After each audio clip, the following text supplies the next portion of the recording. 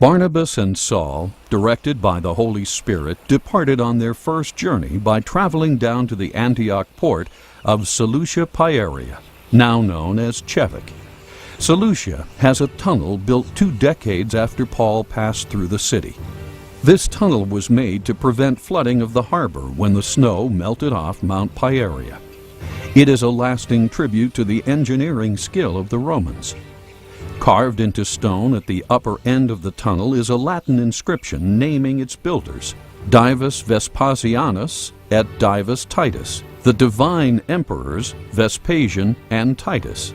This limestone tunnel is 1,500 yards long.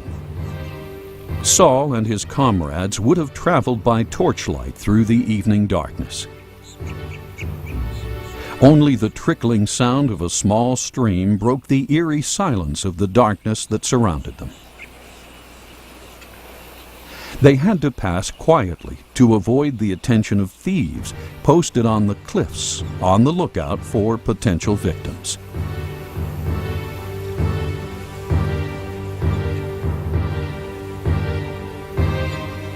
Today, as one follows Saul's road to the coast through orange groves, he comes upon a cave known as the Cradle Cave. These tombs are like a bridge between 2 cultures. They stand in history between the late Roman tradition of burial and the Christian tradition of burial.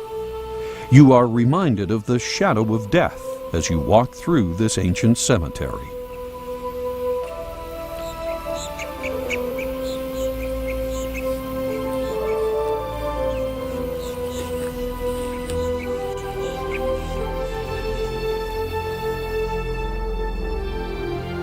Christians believe death is not the end, but rather a beginning.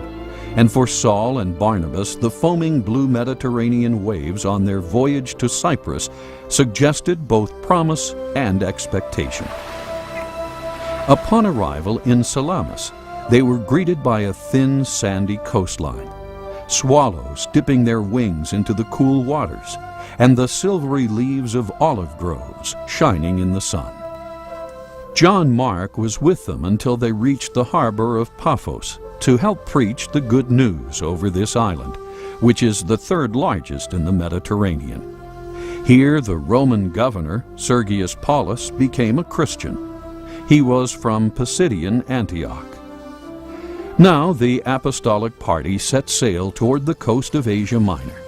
Their voyage encountered towering waves in rough seas, resulting in many sleepless nights.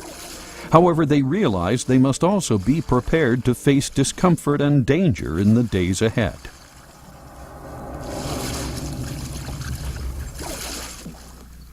They landed at the city of Perga, a major city on the plain of Pamphylia, with the Taurus Mountains towering to the north. The main gate into Perga, known as Hadrian's Gate, connects into the city wall, which dates back to the 4th century. This magnificent memorial is more than 200 years older than the city wall. Hadrian's Gate passes into a Hellenistic gate which surrounds a courtyard. Paul only entered into the courtyard of the Lord's presence, and therefore made no attempt to stop here on this his sacred journey.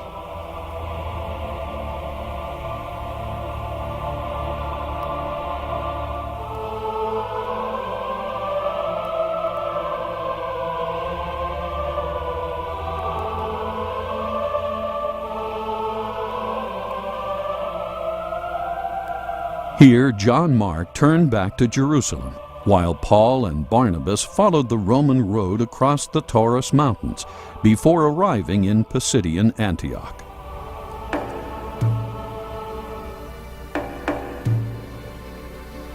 On the road, they passed shepherds tending their flocks. Eagles soared above their heads. Mountain lions watched from dark caverns, and mountain goats climbed to the heights.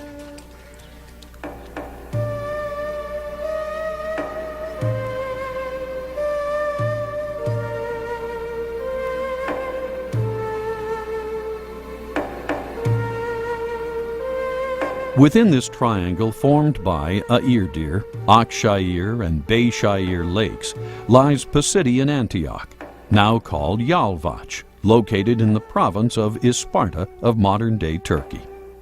This Roman colony covered the area of the districts built on its 7 hills. Wherever Paul visited, he left a trail of love. It is no surprise that the first church in Asia Minor, constructed in memory of Paul, was later built here in Pisidian Antioch.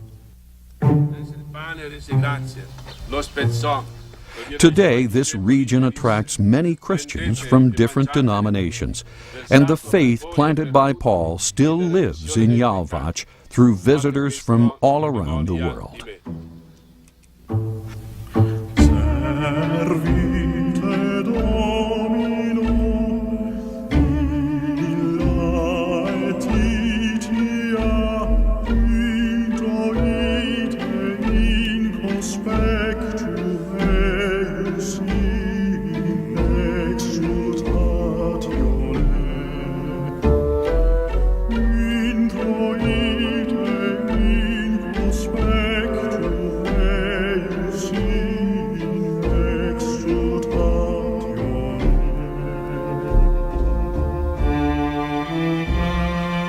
Yalvac boasts a museum containing many artifacts from the Greco-Roman period, including inscriptions mentioning Roman governor Sergius Paulus. He was the Roman governor from Pisidian Antioch who became a Christian at Paphos through Paul's ministry. One of the discoveries enriching the museum is a stone baptismal font with an etching that includes the name of Paul.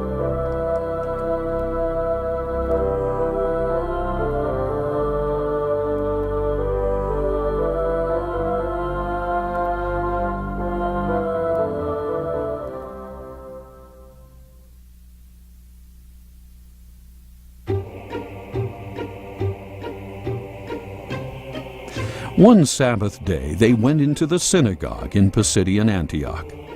After the prayers, they stood up in the assembly and proclaimed the good news that Jesus was risen from the dead. They spoke with such authority that most of the crowd believed and followed them.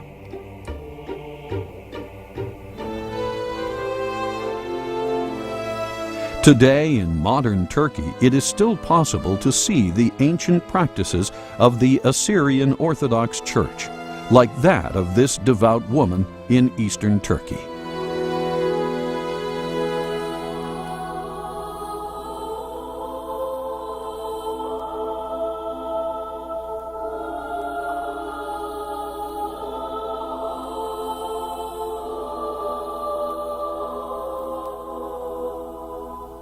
When Paul was in Pisidian Antioch, he and Barnabas were so effective persuading many people concerning the gospel that some Jewish opponents stirred up trouble for them and forced them out of the city. These 2 disciples went on to Iconium, now called Konya. Their arguments for Christ and the miracles that supported them were so convincing that many Jews and Greeks believed and were added to their number. This created a rift in the local population. On one side were those who believed the message of Jesus' resurrection. On the other were those who rejected this message.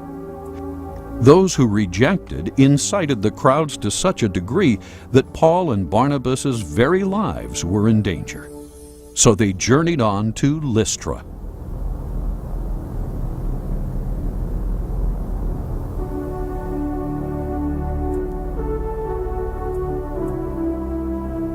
The ancient city of Lystra, near the town of Gurkurt, preserves a fascinating ancient ruin.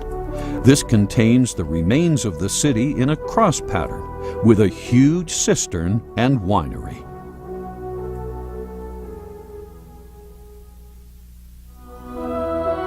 In Lystra, Paul continued to see miracles from the Lord. A man who had been handicapped from birth and had never walked stood up and walked at a single command from Paul. The people who saw this happen were filled with awe and fear and began to shout, the gods have come down among us." The priest of Zeus even brought bulls and wreaths to the city gates to sacrifice before the disciples. Paul and Barnabas tore their clothes in frustration and shouted that they too were only human. They told the crowd, "We have come to tell you that the God who created the earth, the sky, and the sea has called you to give up these worthless things." They continued, "In years past, God let all nations do as they pleased, but he did not leave himself without testimony. He gives you all good things. He lets the rain fall down to give you fruit and satisfy your hunger. He gives your hearts a reason to rejoice." The scene changed dramatically when opponents from Pisidian Antioch and Iconium convinced a mob here to stone Paul. He who came to bring them good news was now left lying in a pool of blood. Thinking that he was dead, they dragged him outside of the city. But the Lord was not finished with his miracles.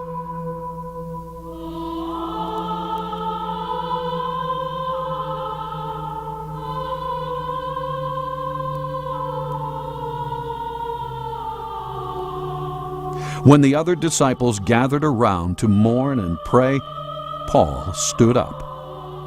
Then he returned to the city. The next day, he and Barnabas went on to Derbe, now near the city of Karaman. Their feet sprouted wings, and even the long, difficult road could not discourage them.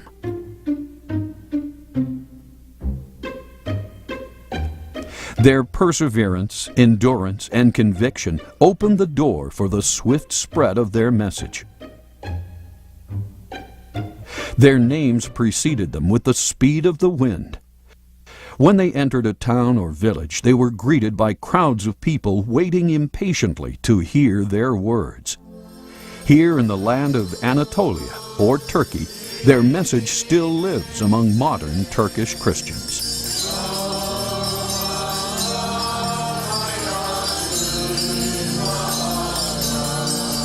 Their return home took them along the same route they had come, bringing them to Attalia, which is modern-day Antalya. From there they sailed back to Antioch. Paul and Barnabas' first journey took 2 full years and was completed 46 to 48 AD.